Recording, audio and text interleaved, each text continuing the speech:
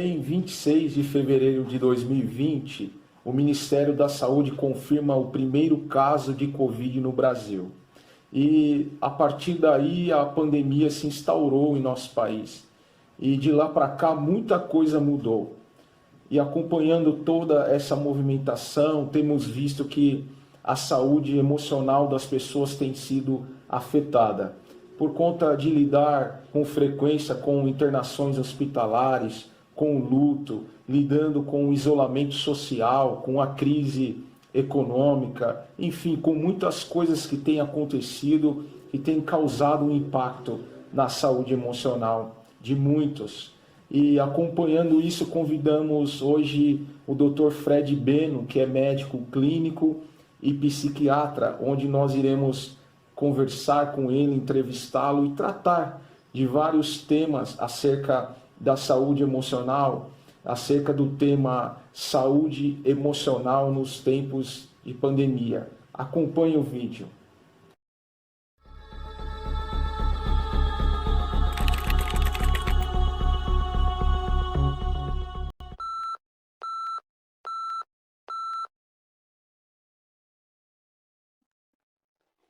Hoje nós estamos falando acerca do tema saúde emocional em tempos de pandemia.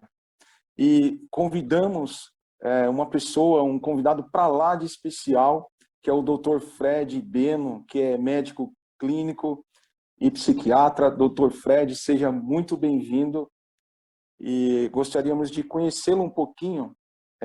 Pode nos apresentar? Obrigado. Boa noite, Márcio. Boa noite por essa oportunidade.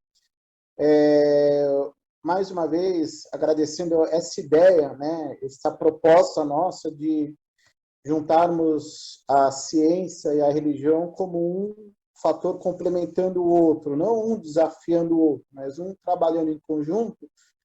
E essa live vai ser interessante porque a gente vai dar a quem estiver assistindo, que está passando por um momento difícil nessa pandemia, um reforço de ambos os acolhimentos, acolhimento emocional e religioso, e o que a psiquiatria moderna pode colaborar nesses tempos difíceis. Meu nome é Fred Beno Tuleman, eu trabalho em Osasco, né? Eu atendo como médico de emergência no Hospital Nossa Senhora de Fátima, eu sou chefe do serviço de emergência e atendo a parte de psiquiatria na clínica Sentir Bem, né, também em Osasco. Então, eu tenho essa abordagem aí, vendo o paciente com Covid, atendendo o paciente com Covid na parte clínica, né, na parte de um pronto-socorro, e também atendendo os pacientes na parte emocional aí, referente ao Covid ou não. Porque a gente tem visto nesses últimos meses com o Covid um aumento de casos de transtorno de ansiedade, depressão, também o quadro de transtornos obsessivos compulsivos, principalmente por mania de higiene, limpeza. E também, além da abertura desses novos quadros, pessoas que já estavam em tratamento, que estavam equilibradas, estavam bem, sem nenhuma queixa, com o tratamento evoluindo muito bem, e com essa pandemia veio a bagunçar o quadro, desestabilizar o quadro, e aí haver uma piora aí da situação, né? Então, esse vai ser um item muito interessante para a gente trabalhar. Sim, exatamente. Mais uma vez, Dr. Fred, obrigado pela sua participação e de pronto aceitou o nosso convite. Além de ser um médico extremamente competente, um médico que nós acompanhamos há muito tempo e muito querido pelos seus pacientes. Isso é um fato que nós percebemos e está aí atento a tudo que está acontecendo nos nossos dias, tem feito lives também, com várias pessoas ligadas a várias áreas, como a psicologia, os psicólogos, nutricionistas, professores de educação física, e hoje aceitou falar conosco, né, comigo que represento a área da teologia, né, que sou bacharel em teologia, e também faço parte da comunidade Igreja Presbiteriana Independente de Vila Yara, em Osasco, e também estou à frente de um grupo de discipulado cristão, onde nós fazemos aconselhamento bíblico, temos feito um trabalho relevante com um pequeno grupo, e nesse período de pandemia, nós percebemos que aumentou o número de casos relacionados à saúde emocional. E diante, doutor, dessa conjuntura, eu gostaria de fazer algumas perguntas ao senhor que nós coletamos ao longo da semana dos participantes que em breve verão esse vídeo, que nos enviaram. Então, nós separamos algumas perguntas que são bastante relevantes. A primeira delas que eu gostaria de perguntar é como podemos definir o que é saúde emocional? Então, vamos lá. A saúde emocional, na verdade, é um espectro muito grande de várias faculdades do corpo humano, que ambas têm que estar em equilíbrio para definir a saúde mental. Saúde mental a gente imagina só o cérebro funcionando. Sim, aqui é o centro das emoções, mas eu preciso ter um paciente que, no caso da mulher, como é que está a concentração de hormônios femininos, que a mulher tem a época da menopausa, a época do pós-parto, que é muito comum a depressão. Então, na época que ela está na adolescência, no pico hormonal, no caso da mulher, ou às vezes um paciente que tem transtorno da tireoide, alterações de hormônios tiroidianos, doenças da glândula suprarrenal, ou às vezes até quadros diabéticos. Então, olha só, a saúde mental ela vai refletir na parte comportamental, mas numa interação importante entre o cérebro e o resto do corpo. Então, na verdade, esse resto do corpo não é simplesmente um resto. É uma parte do corpo que, se não funciona direito, vai atrapalhar o funcionamento do cérebro. Então, a saúde mental acaba sendo um equilíbrio da parte médica, da parte biológica, científica. Vai acabar sendo a união do equilíbrio desses vários departamentos trabalhando em conjunto, né? Todo o corpo, os órgãozinhos trabalhando, ajudando o cérebro ajudando outras partes do corpo, e tudo isso em um equilíbrio, né? Então, a saúde mental, de uma forma bem generalizada, pode-se dizer que quando há esse equilíbrio, você não tem nenhum distúrbio de comportamento.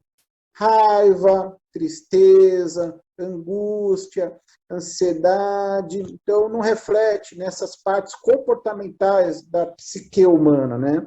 Então, a saúde mental vai acabar tendo um espectro muito amplo, né, Márcio? Sim, dá para perceber, doutor, que como nós acompanhamos as escrituras sagradas, e nós vemos lá no livro da criação, no Gênesis, e nós vemos que, desde o início, a impressão que nos dá é que sempre ocorreu manifestações ligadas à saúde emocional das personagens dos livros bíblicos. E também, nos dias de hoje, é muito comum. Só que, podemos dizer assim, há 10, 20 anos atrás, ainda isso era um tabu, né? Havia um certo preconceito em relação a como lidar com essa questão de saúde emocional. Quando falava-se em psiquiatria, psicólogo, terapia, era algo muito estranho. E hoje nós vemos que isso tem se tornado bastante acessível às pessoas, hoje de uma maneira geral, né? Então, o que o senhor pode nos dizer em relação a esse preconceito, e se ainda há um resquício disso, o que as pessoas podem pensar em relação a isso e de certa forma, eliminar esses certos preconceitos equivocados em relação ao cuidado da saúde mental? Sim, primeiramente, o preconceito existe. Se a gente pegar a época dos nossos pais, avós, a psiquiatria era considerado coisas de louco. Louco, a psiquiatria é o que denomina, o que vulgarmente chama de louco, aqueles pacientes em surtos psicóticos, fora da realidade, né, vivendo, entre aspas, no outro mundo, mas aquilo lá são quadros psiquiátricos já avançados. A psiquiatria tem um leque muito maior, né? Desde o começo da alteração de um comportamento até um quadro mais grave, que antigamente tinha os famosos sanatorinhos, né? Os manicômios, né? E hoje não, hoje mudou, hoje é uma ciência muito avançada com novas medicações, tá? Onde procura aliviar a dor, o sofrimento do paciente.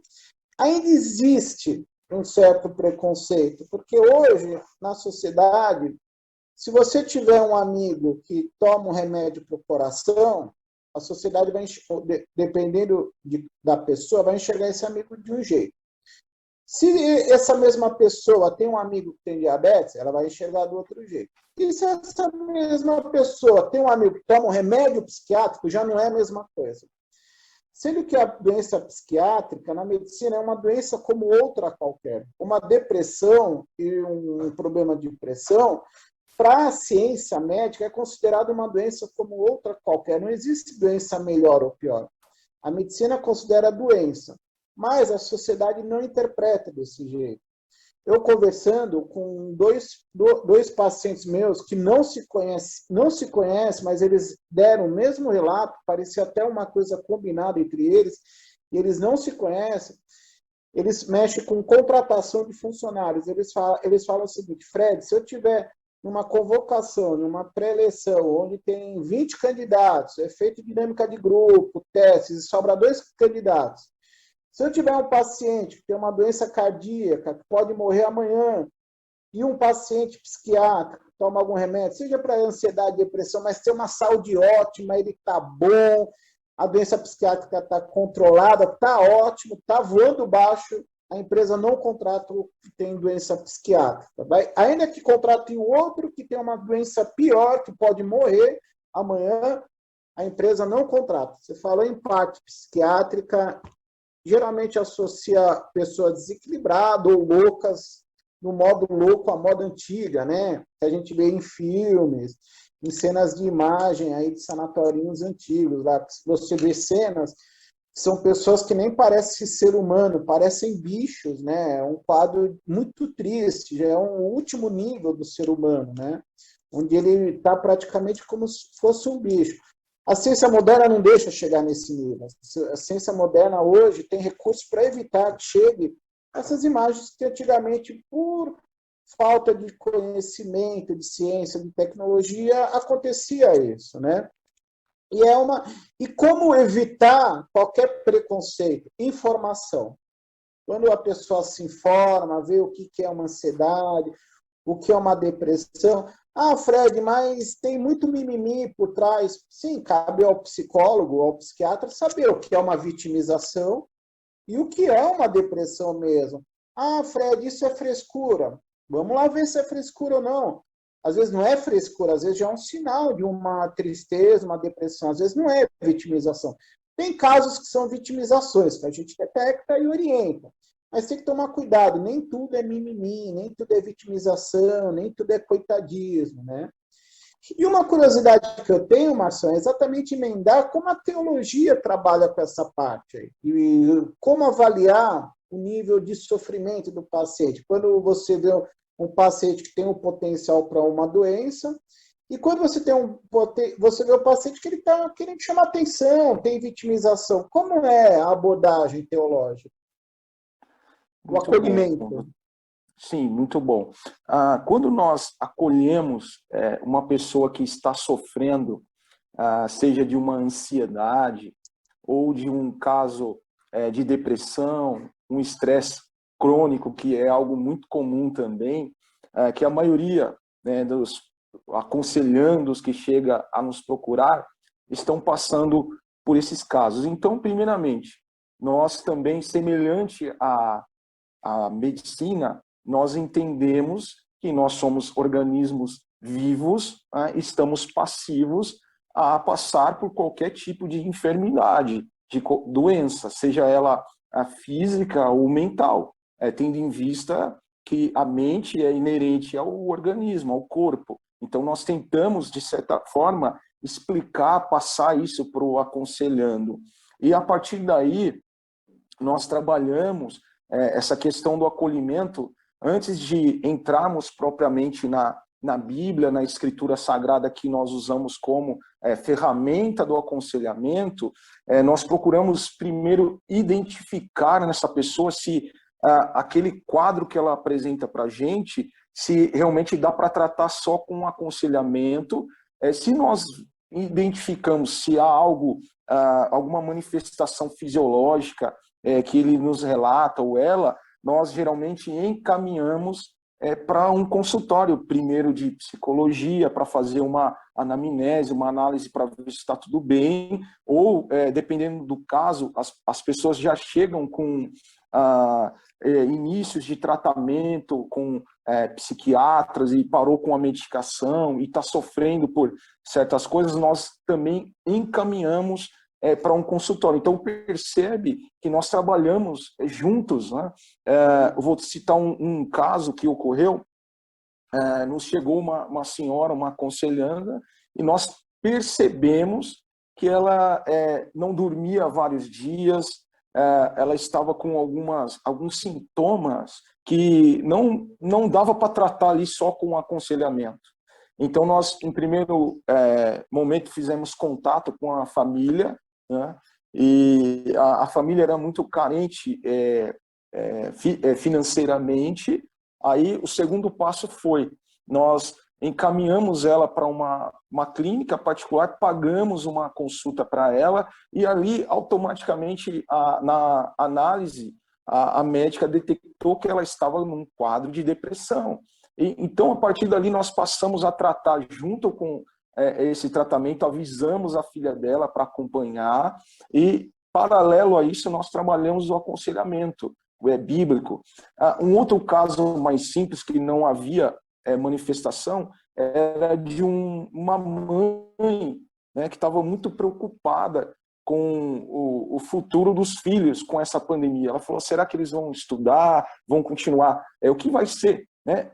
E nós vimos que era um caso muito simples, e eu fiz uma pergunta para ela no aconselhamento. Eu falei, você sabe o que vai acontecer? Você tem uma ideia do que vai acontecer com os seus filhos no futuro e o que nós podemos fazer para ajudar? Ela falou, não. Eu falei, mas porque ainda não aconteceu, não existe ainda esse futuro. Então você está sofrendo por antecedência. E nós trabalhamos ali uns textos com ela, indicamos leituras para ela, e isso ajudou. Então nós avaliamos se o quadro é um pouquinho mais que necessita de um acompanhamento médico específico, ou se dá para tratar ali somente com aconselhamento. Então é dessa forma que nós acolhemos as pessoas no aconselhamento bíblico. Sim, legal, bacana, bacana. Doutor, vamos passar então, acredito que ficou muito bem explicado, né, as perguntas que eu fiz para o senhor. Eu acho que não ficou nenhuma dúvida, foi muito bem esclarecido. Então, quando instaurou a pandemia aqui no Brasil, que já estava ocorrendo em outros países, em 26 de fevereiro de 2020, essa é a segunda pergunta que nos fizeram. O Ministério da Saúde confirmou oficialmente o primeiro caso no Brasil. E desde então, muita coisa mudou. Pelo que nos parece, estamos vivendo uma das maiores crises da história. O que isso tem causado em relação à saúde emocional? Só complementando melhor, como o senhor tem recebido nesse período de pandemia, né, que se iniciou a partir de então até hoje, esses pacientes? Quais são como o senhor pode nos definir o que isso tem impactado na saúde emocional das pessoas? Então vamos lá. Para conseguir responder o que a gente está passando hoje no ano de 2021, eu vou ter que voltar, Marcião, eu vou ter que voltar na história. Para eu conseguir explicar exatamente o que está acontecendo em 2021, imagine a gente entrar numa máquina do tempo e voltar a 100 mil anos atrás. Então, o que acontece? Então, estamos há 100 mil anos atrás, Marcião. Há 100 mil anos atrás, o homem chegou na última versão biológica, na última versão da evolução, que somos a nossa evolução do momento, o Homo sapiens sapiens. Antes disso, há 200, 300, 400 mil anos atrás, a gente estava num processo de evolução, onde a gente veio dos primatas, dos macacos, e acabou evoluindo para Australopithecus, Homem de Neandertal, Homo erectus, né? Os símios, e aí a nossa versão atual do momento, que é 2.0, o Homo sapiens sapiens.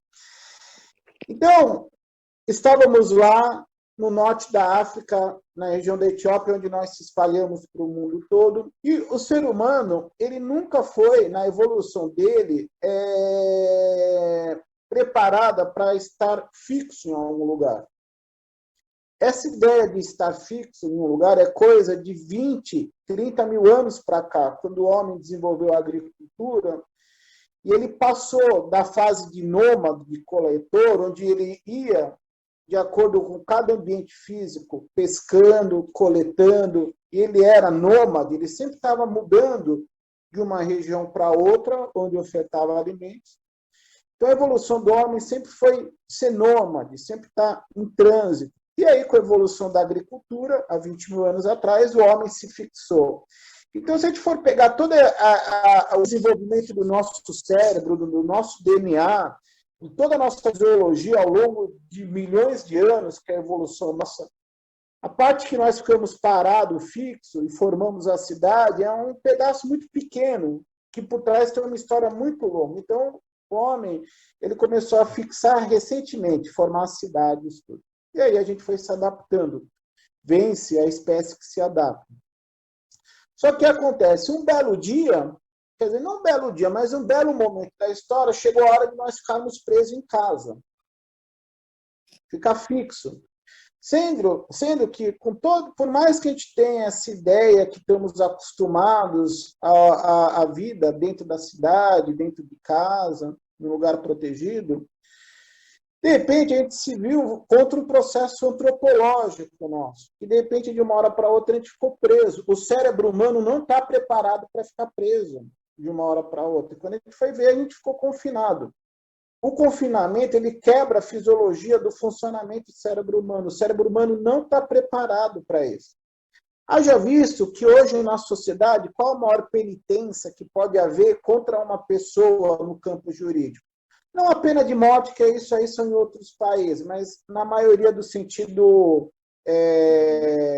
universal. Sem clausurar uma pessoa na prisão. É a maior penitência que a pessoa pode ter. Não é só afastá-lo da sociedade, mas para ele é uma penitência que vai contra a fisiologia do cérebro humano. Então, a gente teve que voltar nesse raciocínio antropológico há 100 mil anos atrás, Márcio, para entender como é que o cérebro humano funciona agora, que ele traz resquícios desse funcionamento, e a gente não está acostumado. Então, o cérebro humano não está acostumado a ficar confinado. Então, nisso aí, com esse choque, né, neurosociológico, houve uma abertura de abrir várias doenças, ansiedade, depressão, transtorno obsessivo compulsivo, que não havia dito, ou de pessoas que já iam abrir, que já tinham uma tendência, e esse foi o gatilho, ou pessoas que já haviam controladas e bagunçou tudo. Então, o que chegou mais no consultório, o que tem chegado muito no consultório de psiquiatria, isso em uma curva exponencial, o número de atendimento triplicou, na melhor das hipóteses, recai na ansiedade, depressão, né, transtorno obsessivo compulsivo por limpeza, sempre trabalhando em duas problemáticas. O medo da doença, o medo de morrer, que é uma doença que mata, e também a instabilidade financeira, que teve um peso muito grande. Houve uma crise financeira, muitos comércios fecharam, muitas pessoas foram demitidas, então pessoas que de uma hora para outra foram para a rua de forma sumária, ou, na melhor das hipóteses, menos pior, mas nem tão pouco agravante, pessoas que tiveram redução salarial, tiveram cortes de benefícios, redução de jornadas, Então, aquela pessoa que tinha um padrão de vida X e teve que reduzir, cortar muita coisa, e aí pesa para a pessoa começar a cortar coisas que ela gosta para sobreviver, tá? E também aqueles programas de demissão voluntária também. Então, a instabilidade financeira e a insegurança trabalhista, junto com o medo da doença, mas foi um estopim assim de um campo epidemiológico, de uma curva exponencial desses três itens que eu falei da parte psiquiátrica, que aumentaram muito, né? Haja vista, quem não conheceu alguém que teve Covid, que foi internado, nem falando quem teve Covid, que isso aí todo mundo já teve, mas alguém que teve internado, ou quem não tem, infelizmente, algum parente ou ente conhecido, ou um amigo aí que infelizmente faleceu. Porque antes o Covid, a gente só sente o Covid na hora que bate na nossa porta, na hora que algum parente, um conhecido, um amigo que vai parar no hospital e fica internado. Antes é uma coisa distante, que está na televisão. O ser humano ele sente na hora que bate na porta, quando é uma realidade próxima do seu convívio, no seu círculo de vivência. Aí se sente. E, paralelamente a isso, um adendo um pouco fora do nosso nível de discussão, Márcio, também como a imprensa tem trabalhado as informações. É uma doença que mata, está morrendo muita gente, é uma coisa séria, eu estou no hospital vendo, mas a gente tem que um pouco filtrar a nossa fonte de informação. Tem telejornal, Márcio, que você assiste, a impressão que você tem é que você vai morrer assim. Né?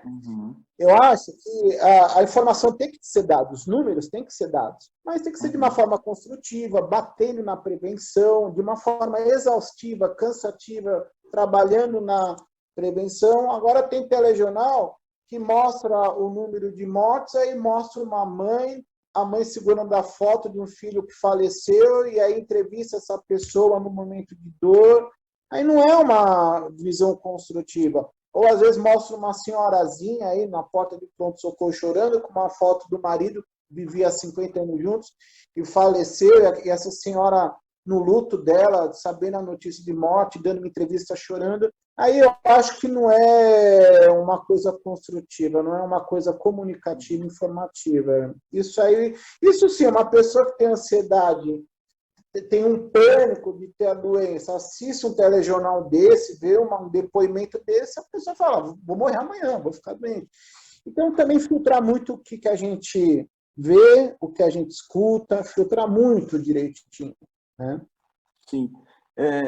Sintetizando o que o senhor falou, dá a impressão que, a impressão não, a certeza de que, então, nós somos condicionados, podemos dizer, criados dessa maneira, com todos esses mecanismos para ter ansiedade, talvez para uma defesa, uma fuga, um ataque de alguma coisa que nos ameaça, pelo que dá desse relato, e só que o fator externo, o ambiente que nós vivemos, a forma que o nosso ritmo de vida, então isso que desencadeia podemos dizer, esse desequilíbrio, excesso como o senhor falou, que nós temos hoje a ansiedade, a depressão, enfim, todas essas coisas que vêm acontecendo.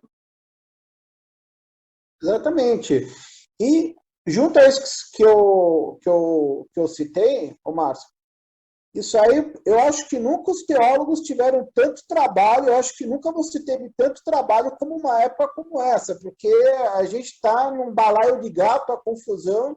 Então, para o campo da teologia também, vocês têm só da camisa, porque não está fácil para o lado de vocês, não está uma época fácil, né, Márcio? Sim, para lidar com essas questões, né, até uma das recomendações vai assistir Netflix, vê uma série lá boa, faz uma maratona, não ligue nesses canais, não acreditem em tudo que vocês ouvem da mídia. Né? Não é nenhuma questão aqui de militância ou de posicionamento A, B, mas uma questão lógica. Né? Uma coisa que falta informação, que nós abordamos esses dias, é a questão da vacina. Muitos se vacinaram, mas muitos acham que a vacina já não contamina mais, não transmite mais. Então, nós abordamos, não, peraí, continue tomando os cuidados. Então, há muita confusão, coisa que era Sim, talvez para a sim. mídia explicar, né, com detalhes, com riqueza de detalhes, fazer um trabalho relevante, podemos dizer assim, não. Eles estão preocupados em instaurar um pânico, né, na sociedade, podemos dizer assim. Porque vende, né? Infelizmente, a gente vê que a tragédia ela vende mais, né? Infelizmente. Então, haja visto esses programas de telejornais que é de polícia, de crime, dessas redes de televisão, geralmente no final da tarde, assim, histórias de sequestro, crime, e infelizmente vende isso. Só que a pessoa tem que se policiar, e em um quadro de ansiedade e depressão ela vai assistir isso, piora, né? Acaba Então, agravando o quadro que exatamente. ela está Eu imagino também, enfrentando. Marcelo, que vocês na teologia também têm um trabalho aí de, como eu posso dizer, desintoxicar a mente, né? Eu queria que você. Agora, eu fazendo a pergunta para você. Eu queria saber esse trabalho de, entre aspas, no bom sentido, desintoxicação da mente para essa ansiedade. Vamos supor, chega um paciente ansioso, te procura. Não é nada psiquiátrico, não é nada psicológico, você viu que não é nada que tenha que procurar um consultório, não precisa de remédio, não precisa de nada. Como é que é a abordagem? Lógico que eu imagino que deve ter vários tipos, você vai filtrar direitinho, cada um tem um jeito de abordar, mas de uma forma geral, como é que é a abordagem teológica quando chega aí um paciente e fala, Márcio, só estou ansioso com o meu emprego por causa do Covid, estão demitindo gente, estou com medo de pegar o Covid, e aí você avaliou, fez a anamnese, viu que não é nada psiquiátrico, nada que tenha que encaminhar para outra pessoa. Como é que o Márcio orienta essa pessoa? Quais são as atividades? Como é que é o acompanhamento? É uma curiosidade minha, abordagem teológica. Uhum. Muito boa a pergunta, doutor.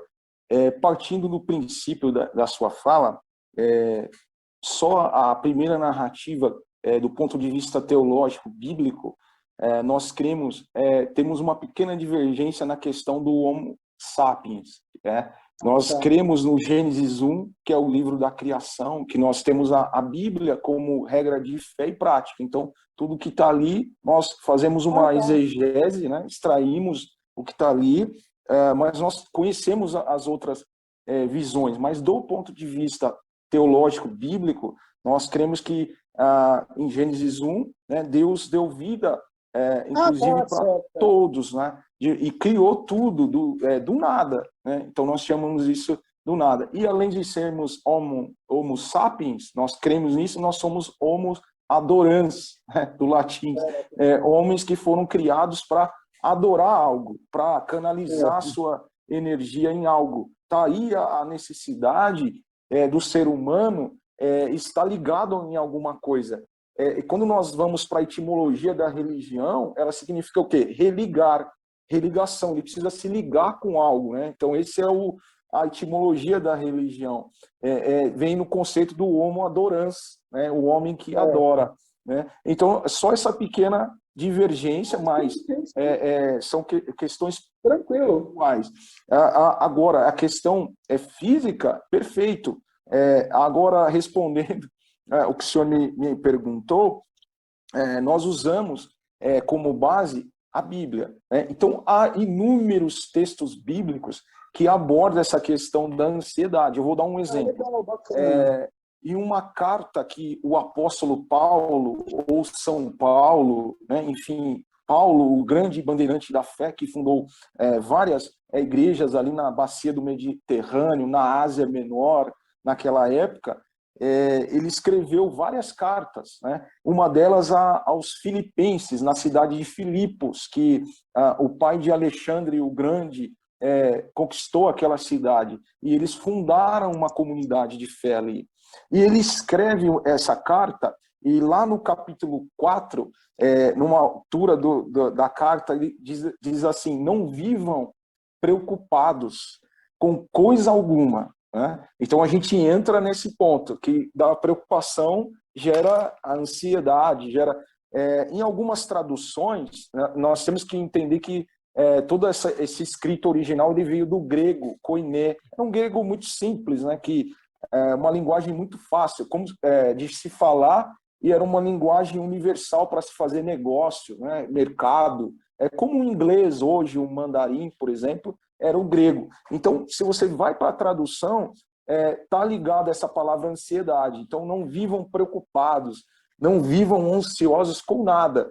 E ele recomenda para que tudo que a pessoa precisa, tudo que ela necessita, geralmente todo ser humano, né, ele tem necessidades básicas, que é o alimento, acredito eu, no primeiro lugar. Ele tem uma necessidade de segurança, de estabilidade, podemos dizer assim, tanto física como emocional.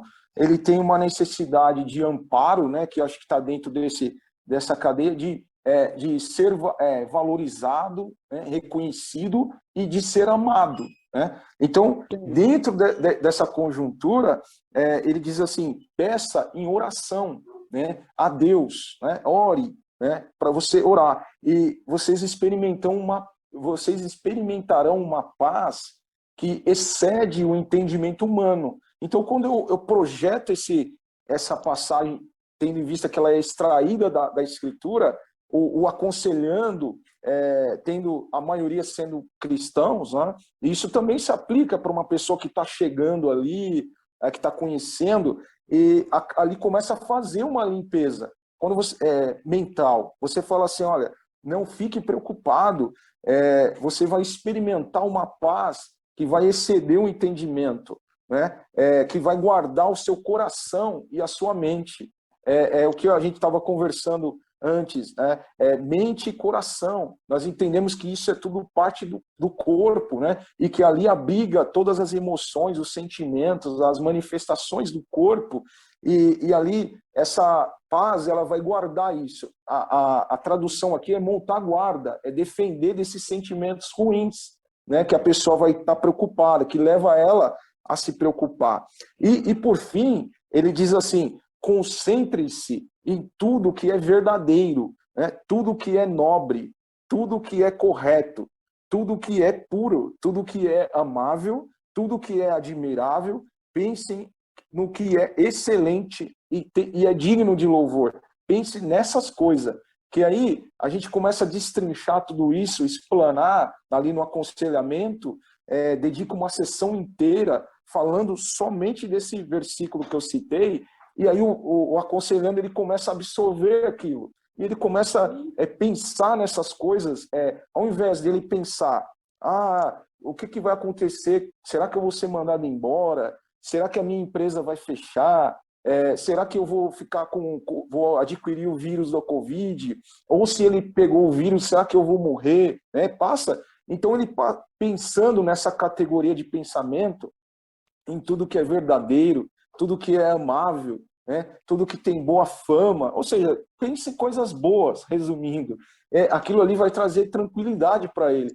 E aí, respondendo o que o senhor abordou, eu acredito que isso vai fazer uma limpeza, vai fazer uma asepsia, uma higiene mental no aconselhando, e ele vai viver melhor. Talvez não vai solucionar, né, o problema, o quadro ali que ele está vivendo, já mais agudo, de ansiedade, enfim, depressão, mas acredito que vai dar uma amenizada no quadro que ele está vivendo. Então, nós abordamos dessa forma. Um outro, para finalizar essa fala, o próprio Senhor Jesus de Nazaré, ele diz assim: não andem preocupados com as necessidades da vida, com o que você vai comer, beber ou vestir. Aí ele pede para olhar para a natureza. Ele fala: olhe para as aves que estão no céu. Eles não plantam, não colhem, não juntam em celeiros, né, em armazéns, e mesmo assim o Criador, ele supre a necessidade delas. Quanto mais vocês, né? Vocês têm pouca fé.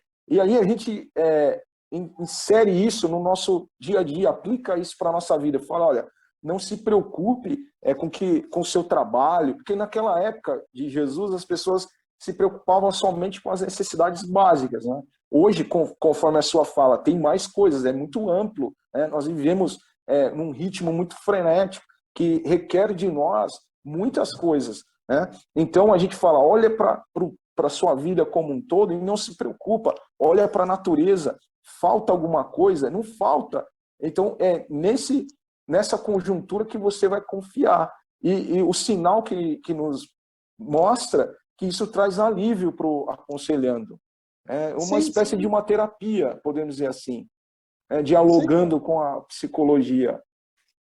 sim, eu acho que deve ser também a questão de reavaliar o sistema de crenças que a pessoa tem, né, o Márcio? Quais são as crenças que ela carrega? Porque, infelizmente, Márcio, a gente vive hoje na ditadura do sucesso.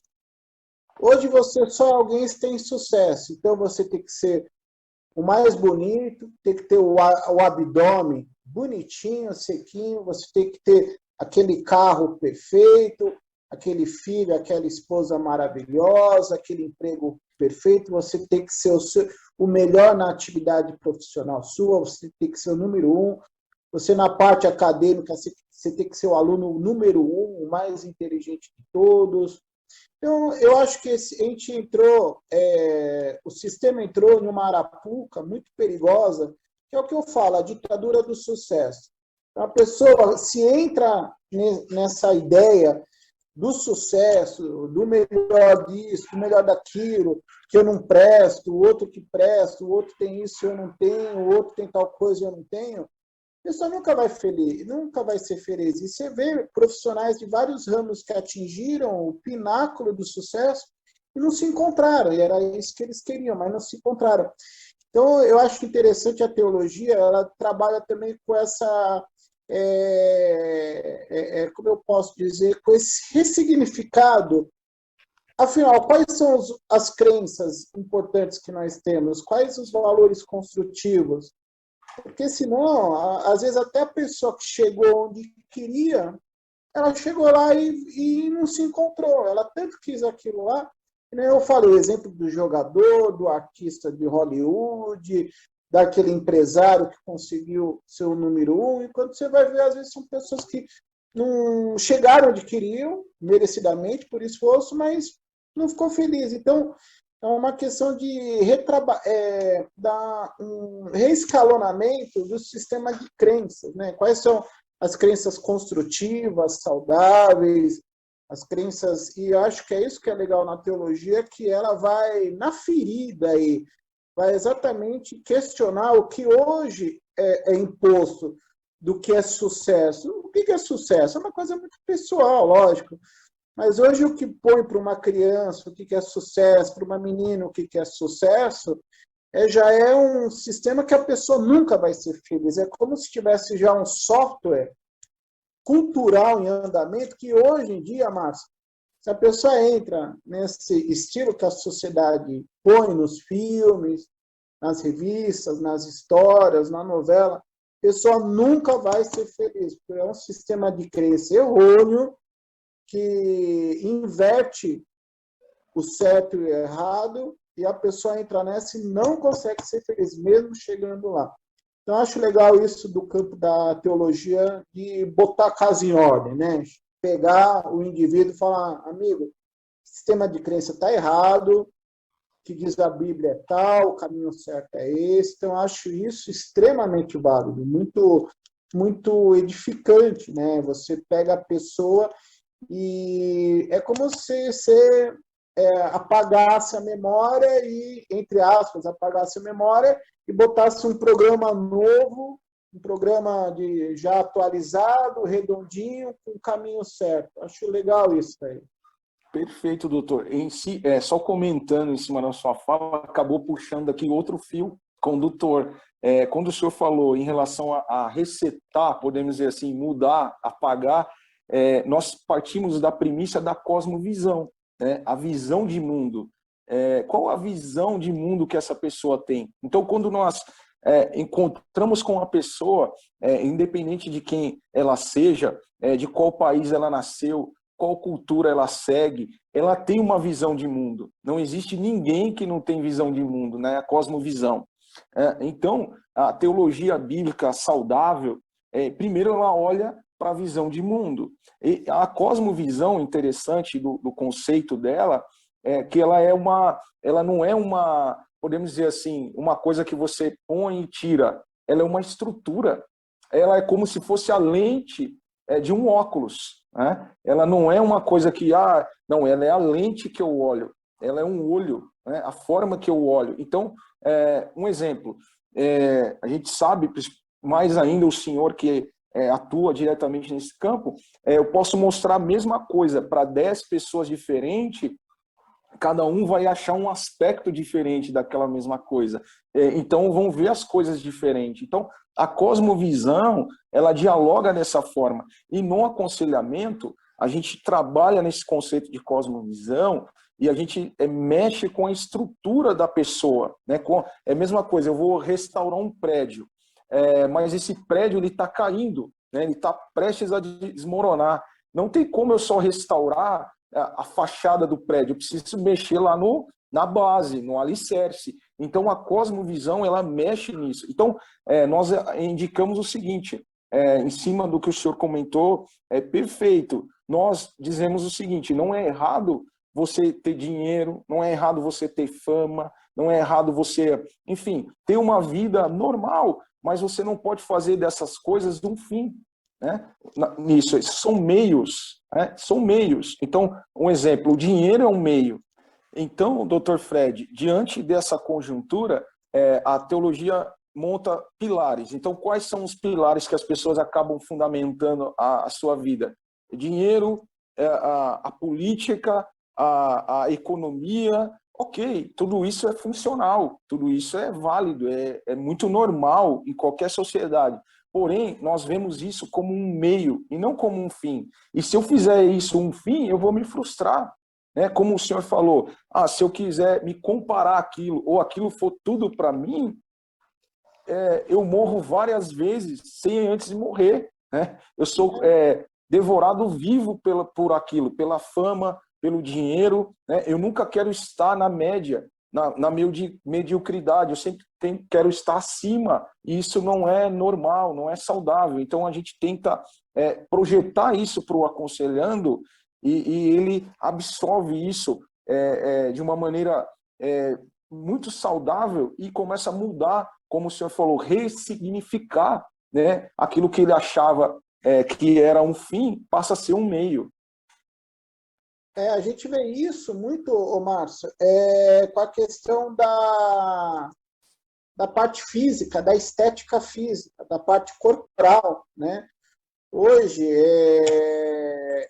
a gente pega pacientes magras que têm aquele transtorno que é o dismorfismo, né, corporal, que são pessoas magras que elas se olham no espelho e acham que são gordas, porque vivem em uma indústria, em uma ditadura da beleza, principalmente modelos, que elas têm que ser altas e magras. E a pessoa que quer entrar no ramo artístico, ou a cidadã comum, falando isso de mulher, mas tem para homem também, que acabam caindo na ditadura da beleza, que a mulher tem que ter aquela cinturinha fina, aquela perna grossa, aquele peito grande, que é o conceito de beleza, né? Uhum.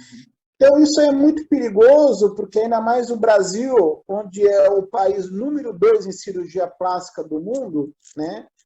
E gastos na indústria da beleza, na parte de estética, cremes, vitaminas, academias. Atividade física é chover no molhado, os benefícios para a saúde. Então, não tem nem o que a gente falar, o quão importante é a atividade física. Coração, cérebro, sistema digestivo, para tudo. Mas hoje, muitas pessoas que vão na academia não objetivam o bem-estar físico, fisiológico. Eles vão lá porque são submetidos a uma ditadura da beleza que impõe o cara a ser musculoso, forte. a menina ter aquele padrão de beleza corporal que aparece nas capas de revista, nos programas, são padrões praticamente inatingíveis. Isso aí requer a pessoa viver só para aquilo, fazer várias plásticas, procedimentos. Então, a pessoa tenta atingir um padrão de beleza que querem vender, impor a elas, e por trás de toda uma indústria que ganha por isso, a menina nunca vai ser feliz, ela nunca vai estar satisfeita, né, Márcio? Então, é aquilo que a gente estava falando, de buscar aquele pináculo, aquele topo, mas que não é isso, né? Doutor, e isso então, diante dessa, podemos dizer, essa busca de vaidade, né? Podemos usar esse termo, então acaba impactando também na saúde emocional da pessoa que busca isso, né, com essa intenção. Sim, porque o que acontece? Ela vai se enxergar o seguinte, tem a menininha que tem um abdômen mais sequinho, a perna mais grossa, então ela vai ter mais chance de conquistar o cara que eu estou gostando, o emprego, ela vai ser melhor na vida, ela é melhor do que eu, pronto, ela é melhor do que eu. Aí começou a confusão mental toda, Márcio. Doutor, Mais uma vez, um campo cheio para os teólogos trabalharem. Sim, É o que eu sim. falei, nunca a gente está em uma época aí que eu e você estamos trabalhando muito, tem muito serviço. Porque para consertar e dar esse ressignificado é um sistema de crença completamente falho, onde a pessoa ela se resume ao corpo estético dela. Porque eu tenho uma barriguinha, eu sou burra, eu não sou competente, ninguém me ama, eu não sou boa para o serviço, eu não sou boa na profissão. E aí começa aquele tsunami, aquele sequestro emocional, que a menina entra numa cadeia de pensamento que não consegue sair. Aí cabe para o teólogo e o psiquiatra a sua camisa para resolver isso. Doutor Fred, muito interessante. E diante desses diagnósticos que nós levantamos aqui, seja ele, podemos dizer assim, em categorias de pensamento, a maneira que a pessoa está pensando, ou sintomas fisiológicos, como, por exemplo, tristeza excessiva, enfim, todo tipo de manifestação que não é normal, quando procurar ajuda médica? Quando procurar ajuda especializada? Sim, a psiquiatria entende que é hora da avaliação nossa, seja em qualquer espectro da alteração do comportamento humano, e aí é um leque muito variável de sensações e sentimentos, quando o paciente tem a perda funcional. O que é perda funcional? É quando esse acometimento psicológico, esse acometimento do sentimento cria um prejuízo no dia a dia da pessoa, quando prejudica nas relações sociais, quando prejudica no trabalho, quando prejudica nos estudos, né? Um exemplo muito simples, ansiedade. Todos nós temos ansiedade e faz parte da formação do nosso cérebro e do nosso comportamento ter ansiedade. Mas toda a ansiedade a gente trata? Não. Então, exatamente, vamos supor a questão, um exemplo de uma das várias alterações do comportamento humano. Quando tratar a ansiedade, quando prejudica aquele aluno em fazer uma prova, que ele fica ansioso, já atrapalha no rendimento dele, quando tem que fazer um exercício lá que o professor deu, ele começa a ter dificuldade, ter ansiedade, e aí começa a atrapalhar a parte cognitiva dele resolver o exercício. Vamos supor no trabalho, o patrão dá uma tarefa e esse funcionário fica ansioso se vai conseguir ou não, e só esse sentimento já começa a atrapalhar no desempenho dele. E um quadro de ansiedade nos relacionamentos, pai, filho, cônjuges, entendeu? Nas interações sociais. Então, a procura psiquiátrica vem quando o paciente tem o prejuízo funcional, quando ele tem essa alteração psicológica comportamental com prejuízos reais na vida da pessoa.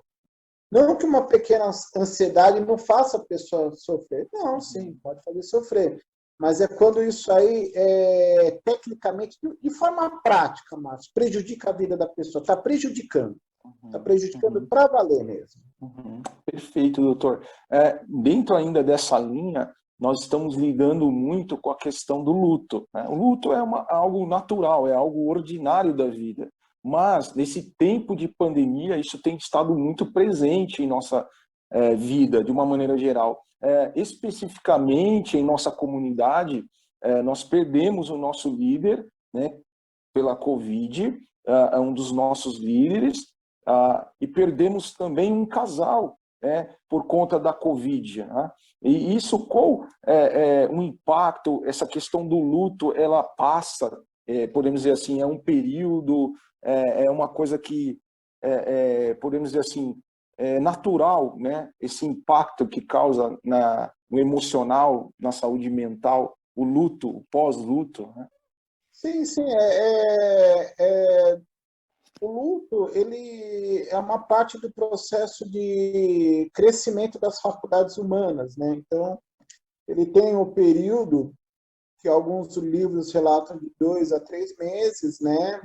De dor, sofrimento. A partir daí, a pessoa já ter a interação social e a volta às atividades, né? Isso aí também depende de pessoa para pessoa, né? Mas, querendo fazer um adendo a essa parte do luto, Márcio, deixa eu contar uma coisa muito curiosa que eu peguei de uma paciente minha há 3 semanas atrás, que o que acontece? Ela trata de transtorno de ansiedade e o pai dela foi internado na UTI do Hospital São Camilo e ele precisou ser entubado, né? Graças a Deus, teve uma boa evolução, ele já recebeu alta, né? Mas essa paciente que eu atendi há 3 semanas atrás, olha que interessante essa história, o Márcio. Ela se diz ateísta, ateia. E aí ela me contou, Fred, aconteceu uma coisa curiosa que eu estava preocupado, tinha noite que eu passava com meu pai, eles abriam não sei como é que era o esquema, que podia ter acompanhante, que geralmente não tem acompanhante, mas ela acabou conseguindo ficar lá algumas noites, ficar do lado do pai dela, e quando o pai dela estava entubado, num momento grave, né? E que a gente não sabia o que ia acontecer, e graças a Deus ele recebeu alta, já contando o final da história, ele está bem hoje em dia. Mas ela falou que naquele momento ela começou a rezar para Deus. Ela falou, Fred, eu nem acredito em Deus, mas eu não sei, eu comecei a rezar para Deus, não sei o que aconteceu, comecei a pedir a Deus, mas eu não acredito. Lógico que eu não falei isso para ela, mas eu quase falei, mas só agora que você vai buscar Deus? Só na hora que você precisa? Você tem que buscar Deus toda hora, na parte boa e na parte ruim. Lógico que eu não falei isso, mas eu quase falei isso. Aí que você vai procurar Deus? Só nessa hora que você acredita? O resto da vida você não acredita. Mas na hora que você está lá na situação grave, na hora do vamos ver que você busca Ele, lógico que eu não fui deselegante, mas é interessante essa história compartilhar, como é que você vê, né? E ela é ateísta, ateia, né? Ela falou, Fred, não sei o que aconteceu. Eu comecei a rezar, pedir para Deus, nessa hora vale tudo. Né? Daí, aquilo lá que eu estava pensando, caramba, só nessa hora você vai procurar ele? Não é um pouco de egoísmo? Exatamente. Marcelo. Lógico que eu não ia Exatamente.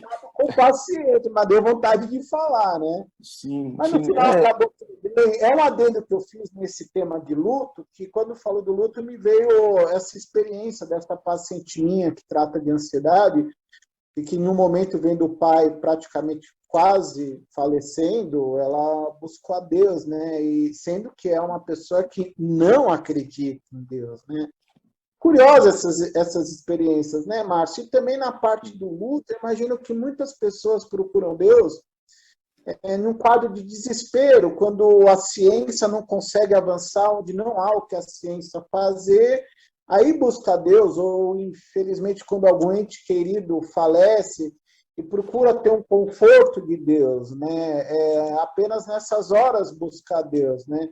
Acho que é uma coisa muito comum no seu dia a dia, né? Nunca procurou, e nesse momento tem alguém grave, onde a ciência não tem mais como avançar, para por ali, ou numa outra situação que nem eu disse, um ente faleceu e que quer ter um acolhimento de uma forma que a ciência, a psicologia bate um teto e não consegue avançar, né?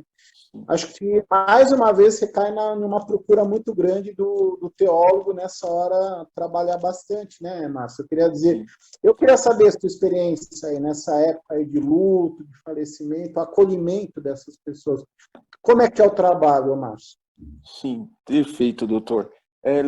Dizendo que o senhor já respondeu naturalmente a próxima pergunta. Perfeito, para ver como a gente está sincronizado, que ia ser exatamente essa. Quando a medicina, como o senhor falou, a ciência não supre aquela necessidade momentânea do paciente, quando buscar a religião, né? Então o senhor acabou já respondendo, mas essa questão do luto tem sido algo muito normal.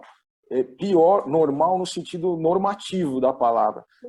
Pior nesses dias de pandemia, por essa restrição de pessoas, por essa quantidade limitada, porque nós sabemos que naquele momento onde está tendo o velório e o sepultamento, é onde ocorre vários contatos ali, acaba mexendo com a emoção das pessoas e até acaba consolando a pessoa, amparando ali naquele momento. Como tem essas restrições por conta da Covid, está muito limitado essa questão, já é um obstáculo grande que nós temos. Um segundo ponto é que nesse período do velório, nós geralmente somos acionados para fazer ali uma devocional, uma oração, trazer uma palavra de consolo para a família enlutada, né? Então isso já é o primeiro contato que nós temos com uma família que está sofrendo o luto. Só voltando um pouquinho, nós trabalhamos também ativamente na área de capelania hospitalar, né? Que eu acho que é um grande aliado também com os hospitais. Nem todos os hospitais têm esse espaço, ainda mais agora, por conta da pandemia, mas esse trabalho de capelania, principalmente quando o paciente está ali no leito podemos dizer assim, um termo até bastante vulgar, da morte, ele está aberto a receber, né? Então é onde nós geralmente chegamos ali, tratamos com o paciente, até os próprios médicos nos apoia nesse sentido, né? Um outro ponto que eu acho que a gente entra mais ativo, um terceiro ponto, é o pós-luto, que é quando podemos usar um linguajar bem simples, a ficha da pessoa cai. Eu acho que naquele momento, doutor, e o senhor acho que vai me apoiar nessa resposta, quando a pessoa está amparada ali pelos seus parentes, tem todo mundo ali abraçando ao lado dela, mas aquele momento que passa o luto, que ela vai para casa, que ela toma um banho, que ela se alimenta, ela olha a casa vazia, eu uso esse termo simples, a ficha cai, eu acho que é o momento de dor da pessoa, é onde a gente entra com esse aconselhamento, e a gente passa a mostrar para essa pessoa que a morte, ela não é um fim, a gente, a partir da teologia bíblica, nós sabemos que a morte, ela é só uma morte física, e nós sabemos que há algo metafísico, algo que vai além da física. Então isso acaba conformando, né? Então nós trazemos o evangelho, né? O evangelho bíblico, nós apontamos para Jesus que venceu a morte, que nós usamos que ele matou a morte, porque ele ressuscitou, né? Então a gente começa a trabalhar nesse viés e nós sabemos que esse é o cerne do cristianismo, podemos dizer assim, esse é o cerne da cruz de Cristo. Então nós levamos a pessoa para esse ponto. E a partir daí, doutor, a gente consegue trabalhar com essa pessoa com oração, que é um hábito espiritual, né? Um exercício espiritual, melhor dizendo, muito saudável, que a pessoa acaba expressando aquilo que está oprimindo ela, que está causando ansiedade nela, e aquilo acaba ajudando, aliviando. Então é dessa forma que a gente trata essa questão do luto dentro do campo da religião. E deve ser um acolhimento aí muito fantástico aí, muito confortante aí para a pessoa que está nesse momento de sofrimento, né? É a tal coisa, né, Márcio? A psiquiatria não inventou e nunca vai inventar um remédio que traga um ente querido de volta, né? Então, né, existe algum remédio que faça um patrão ser legal, que a conta bancária melhore, que traga o ente querido de volta? A psiquiatria não tem esse remédio, nem vai existir. Então, chega uma hora que essa forma de acolhimento tem muito mais efetividade, né? Tem uma questão aí de passar segurança, conforto, e também passar para a pessoa, como dizia Viktor Franklin, né? O pai da logoterapia, no seu livro Em Busca de um Sentido, né? A pessoa buscar um sentido para a vida dela e seguir, ir atrás dos objetivos, de um sentido, do que ela gosta, do que ela ama fazer, e seguir nessa. Porque senão, a pessoa vai carregar e aquilo lá durante anos e anos vai ficar torturando, vai continuar impossibilitando ela de progredir não no sentido financeiro, mas progredir no sentido de paz interna, né? É como se fosse uma mochila de 30 quilos que ela está carregando todo dia. Tem que chegar uma hora e soltar essa mochila, para ela conseguir ter paz, tranquilidade, é, a, é aquela coisa, né, de fazer projetos futuros também, né, fazer o que gosta, focar em alguma coisa, né, Márcio? Porque senão a pessoa sempre vai estar naquele sofrimento da perda, da perda, da perda, e a vida está passando, e a pessoa está sofrendo e não está vivendo, né? Exato. Doutor, o senhor falou do Viktor Frankl, a logoterapia, né, que ele é o pai da logoterapia, para quem está assistindo e não tem esse conhecimento. Viktor, ele criou a logoterapia, uma das escolas vienenses de psicologia, não é? E ele passou na prática em 4 campos de concentração naquela época. E em algum escrito dele, eu lendo, eu me impactei com um relato que tudo aquilo que ele tinha em teoria, ele botou em prática. Que ele falou que quando ele olhava para aqueles montes ali em torno do campo de concentração, ele se imaginava escalando aqueles montes. E aquilo ajudou o Viktor a superar. Um outro ponto que ajudou ele a superar é que ele ajudava as pessoas ali dentro. Ele não ficava parado. Ele ia, ajudava alguém se alimentar, alguém se levantar do chão que estava caído. A esposa dele, a primeira esposa, não aguentou. Ela sucumbiu, ela faleceu, porque há relatos que ela comentou. Ela disse: o Viktor vai superar. E ela veio a falecer. Então, nós usamos no aconselhamento bíblico muito a logoterapia. Ela tem sido uma ferramenta poderosa para a gente usar no aconselhamento. Muito relevante o Viktor.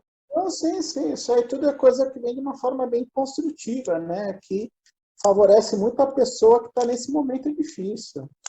Sim. Doutor, para concluir agora a nossa última pergunta, e até agora tem sido fantástico, Passa rápido, né? passa muito rápido, abordamos vários pontos acerca do tema.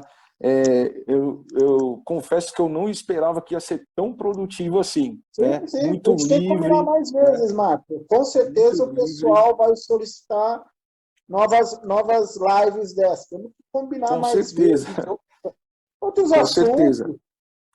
A última pergunta, doutor, que eu quero fazer, que nos mandaram, como prevenir para que não sejamos acometidos por essas doenças? De tudo que nós falamos, qual o meio que nós podemos prevenir? Olha, a saúde mental é o que os livros falam, é o equilíbrio de todas as partes. Então, a gente entende que a saúde biológica é o equilíbrio de vários campos. A interação social, o meio que a pessoa vive, como é que é dentro da casa da pessoa.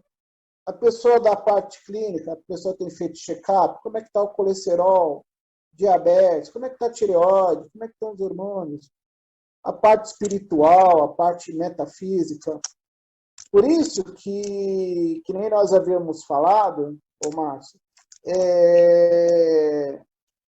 saúde mental, saúde do campo de comportamento é atividade física, é o que a pessoa come, é a religiosidade, é o check-up completo com o clínico geral. Então, quando toda a interação social, a pessoa dentro do convívio da sociedade, sistema de crenças, valores, que hoje está completamente equivocado, que nem nós falamos.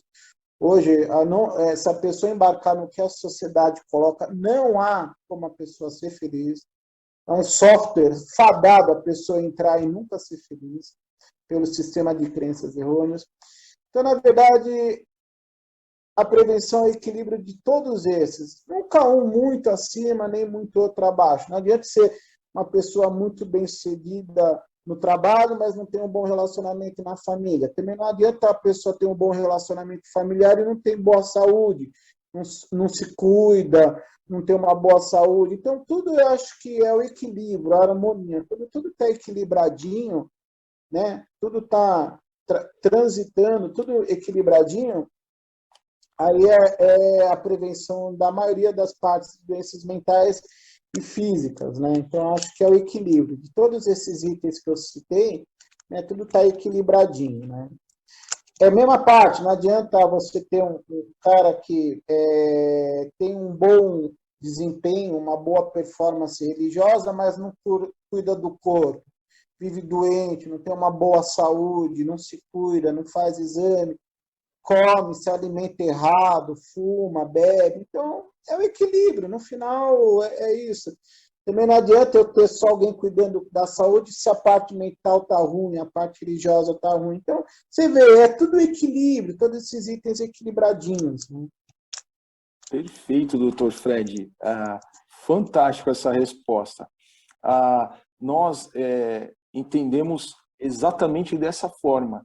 E quando nós recebemos alguém pro aconselhamento, nós exatamente apontamos isso e até partimos também da primícia no que diz lá no 4º mandamento, né, da instrução, né, que o judaísmo segue, né, fielmente, e muitos acham que os cristãos não seguem, muito pelo contrário. O descanso, né, que é o sábado, o Shabat, e no hebraico é o descanso, é um momento sabático, é uma prática de saúde, né? Quando Deus criou tudo, ele disse, olha, agora lembra do dia do sábado, ou seja, do dia do descanso para vocês descansar. Aí eu uso até um exemplo dinâmico, eu falo assim, não é porque Deus estava cansado, ele é espírito, ele não cansa, né? Mas é para mostrar para a gente que nós precisamos descansar. Então já abre essa janela e a pessoa começa a absorver aquilo e falar, realmente, o descanso é necessário. E tudo que o senhor falou aí, a gente entra justamente com isso, dizendo, olha, o corpo tem que ser cuidado, a saúde, a prevenção. Eu acho que a palavra se resume, como o senhor falou, em equilíbrio. Acho que viver uma vida equilibrada é tudo, e tudo que é em excesso faz mal. Eu digo até, se o senhor... se eu tiver errado, senhor, até água em excesso, né, vai me fazer mal, né? Eu acho que tudo... Exato, tem que ter um equilíbrio. Doutor Fred, eu agradeço de coração, e eu não mencionei no começo, acabei me esquecendo, né, por esse negócio de não anotar, a gente faz tudo naturalmente, né? E eu dizer que nós, além de estarmos juntos aí fazendo a parceria, nós somos amigos, né, de mais de uma década. Nós há muitos anos. somos... quando era mais, há 10 anos atrás eu não tinha esse cabelinho grisalho, né, Marcelo? Era tudo ele.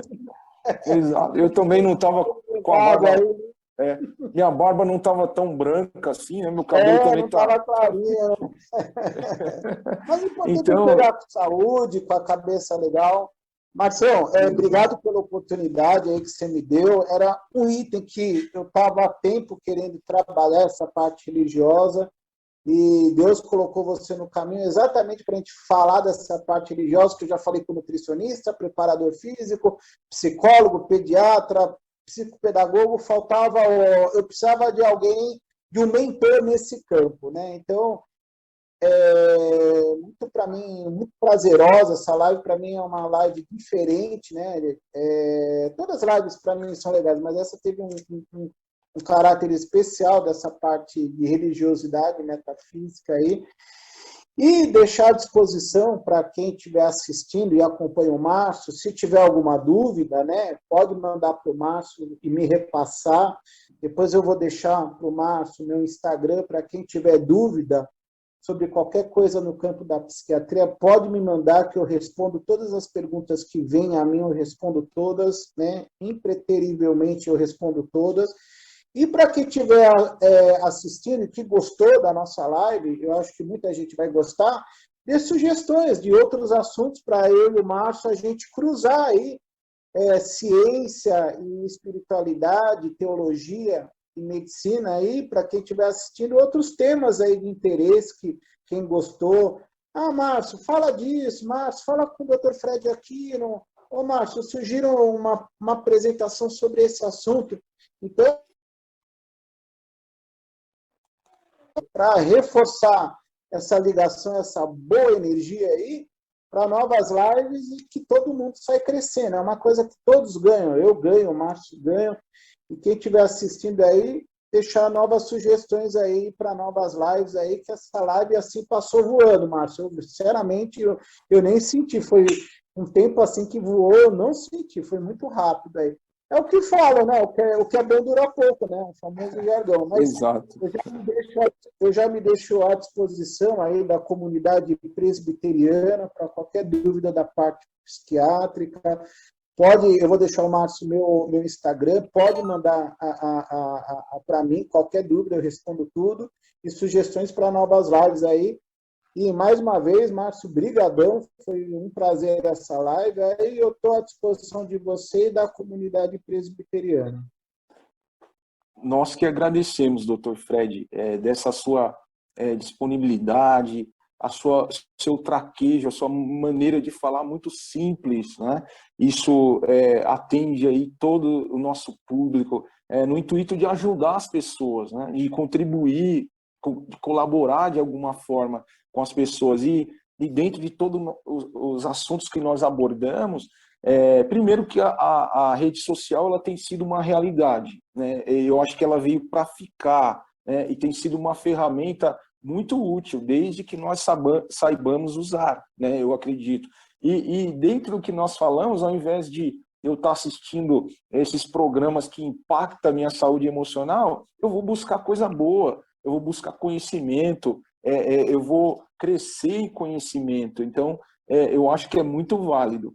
Então, doutor Fred, nós agradecemos mais uma vez, de coração, muito obrigado, que Deus continue abençoando a sua vida. Um abraço, meu abraço, um abraço da minha família, um abraço do reverendo Paulo Carra, que é nosso líder lá, que nos proporcionou esse espaço também, que vai ser disponibilizado lá na Igreja Presbiteriana Independente de Vila Yara, vai ser disponibilizado nas minhas redes sociais e nas redes do Dr. Fred também. Então tem sido algo que vai ser espalhado aí. Nós temos colaboradores, doutor, que envia até para fora do país, porque nós sabemos que tem muito brasileiro, né, que mora fora. Então, esses nossos vídeos, sendo também mensagens escritas, vai para o Canadá, vai para os Estados Unidos, viaja nossos vídeos, né? Então tem sido uma ferramenta muito importante, né, para os brasileiros que estão lá. Então tem sido uma coisa muito útil, é um serviço muito útil para todos. Tá bom, doutor? Sim, da minha parte hoje, é só colocar no papel, eu assino o contrato. Hoje a gente iniciou uma grande parceria aí, de vida longa, eterna, para esse trabalho nosso aí. Da minha parte, o contrato já está assinado aí para essa parceria aí, para esse trabalho futuro. Obrigado, doutor, de coração. Um forte abraço, viu? Obrigado, Márcio. Uma boa noite para todos. Tchau, tchau.